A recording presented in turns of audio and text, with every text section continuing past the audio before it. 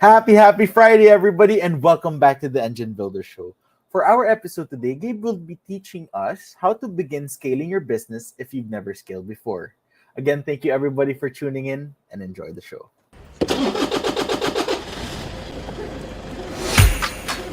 Good morning, everybody. There was always a ton to learn.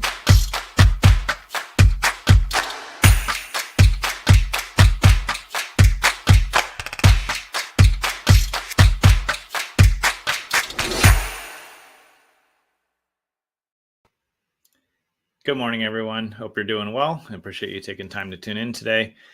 And as I was reflecting this week on what I wanted to share with you around the mindset that it takes to be an entrepreneur, one of the things that stood out to me is that so many of us start out with a big idea, with a skill set, with the things we can bring to our business, but we have not always been taught or shown the path or the process that is required to scale your business. And if we're not scaling our business and our business grows, then like if revenue grows, but we're not scaling our team and we're not scaling the other pieces of the business, all we're doing is creating a bunch of pressure, and we're ultimately going to crash if we don't get the support that we need. And also, if you feel stuck or revenue has been flat, then another thing that I commonly see, not only from the coaching I've done with entrepreneurs over the years and coaching them to grow, but in my own coaching that I receive and just talking through some challenges with the clients that we serve now, it often, if things are flat, it's often because you're not really handing things off well to a team, and you may not even know how to do that. So today, what I want to share with you is the process that I went through that helped me begin scaling my business, and ultimately it helped me grow to a team of where we have almost 40 folks now who are full-time, and we have a really strong world-class team that can help all of our clients with amazing destinations, whether it's websites, landing pages, mobile apps, software, things like that. Awesome content that really nurtures and attracts their ideal customers, from social media content to video content, email marketing, sales pages, all those things, and traffic, whether it's pay-per-click, Facebook ads, direct mail, television, radio. There's so many different ways you can drive traffic as well. And I would have never had the opportunity to serve our clients at the level we do now and get them awesome results and truly deliver world-class assets and performance to them if I didn't begin this process and understand what it took to scale the team and to grow myself.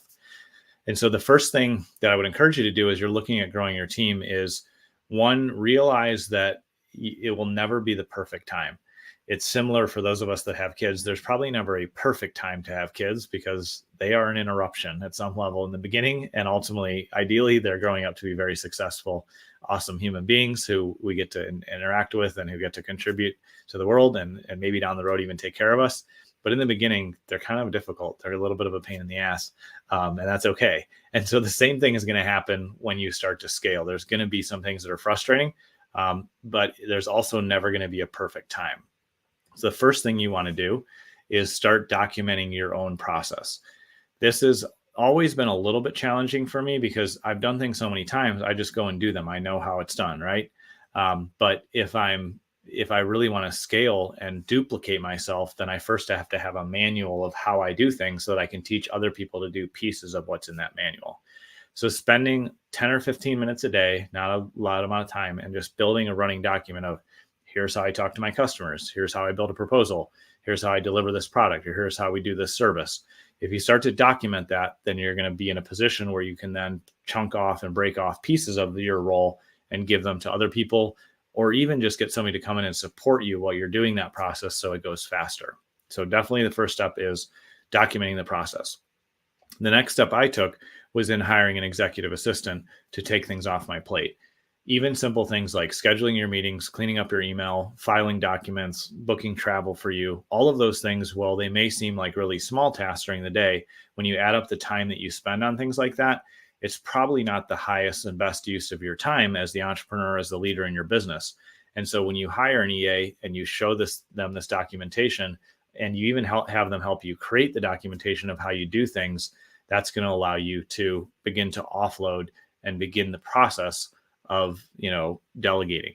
And the other thing that I did when I first hired my first EA, which fortunately one of my awesome EAs is still with us in a new role, and I have an awesome EA that took over that role from the team member who grew, is I just had a 10 or 15-minute morning meeting with my EA. And my challenge every day was, what am I going to delegate to that person? What am I going to delegate to them so that it's off my plate? Delegation is a skill that I relearn at every growth level of the business, because what worked in delegation a few years ago doesn't always serve me well now. So I have to relearn that and keep practicing that mindset of, how can I effectively delegate and hand things off so that I'm not doing them personally, so I free up time to do my highest and best work for the company, and also just so I have open time to think and be strategic and take care of myself. So that's part of the process that I use there, is having that daily meeting, which forced me to delegate, and making sure that I challenge myself to delegate every time I show up to that call. And even if I don't have something, I still show up, I build the relationship, I check in, and that really created this cadence that allowed me to really accelerate my growth personally and as the company, and the growth of the company. And then the other thing that I realized, and I would encourage you to just be open to as well, is that you're probably not going to be amazing at hiring. It's a skill that you need to learn too. If you haven't done a lot of hiring over the years, then getting support is really helpful there. Learning the right process to hire an EA, or a team member, realizing that you may not make the right hire the first time, and being graceful and helping that person find another position and going through the cycle again is okay. Because the more you practice that skill of effective hiring, the easier it is going to be to not only hire an EA to take things off your plate, but ultimately you can take those principles and apply them to the other roles that you need to fulfill in your company as well.